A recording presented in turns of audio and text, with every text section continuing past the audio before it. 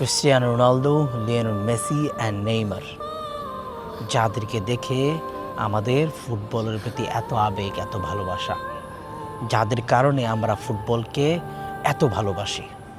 গত ২০ বছর ধরে যারা এত সুন্দর ফুটবল আমাদেরকে দেখাচ্ছে, রাত জেগে না খেয়ে বৃষ্টির ভিতরে আমরা ফুটবল খেলা দেখেছি, যাদেরকে আমরা তর্ক বিতর্ক মারামারি কত কিছুই না করেছি, একজন আরেকজনের থেকে ভালো বেস্ট এটা সেটা, তারা তিনজনই এবার ওয়ার্ল্ড কাপ থেকে বিদায়।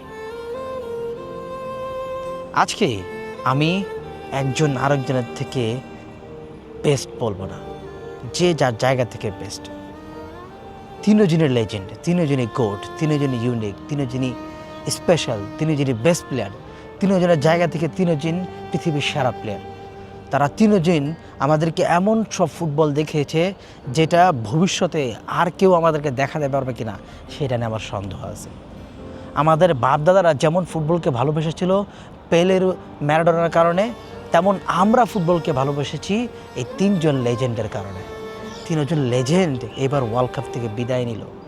এবারের ওয়ার্ল্ড কাপ আনন্দের চেয়ে বেশি দুঃখের, আনন্দের চেয়ে বেশি কষ্টের।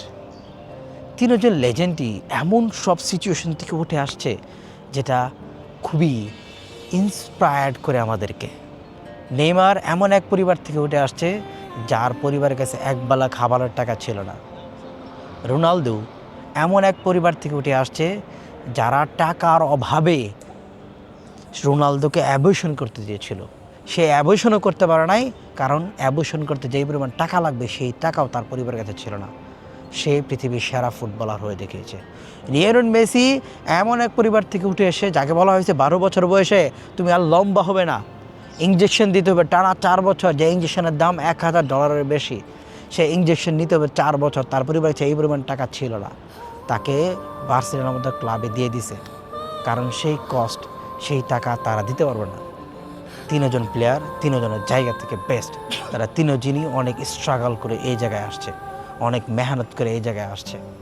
তোমাদের তিনজনকে আমরা আমাদের মন থেকে, আমাদের দিল থেকে ধন্যবাদ জানাই। Thank you for such a wonderful football. তোমরা তিনজনই গোট, তোমরা তিনজনই বেস্ট, তোমরা তিনজনই সেরা প্লেয়ার। তোমাদের জন্য সব সময় আমাদের ভালোবাসা থাকবে।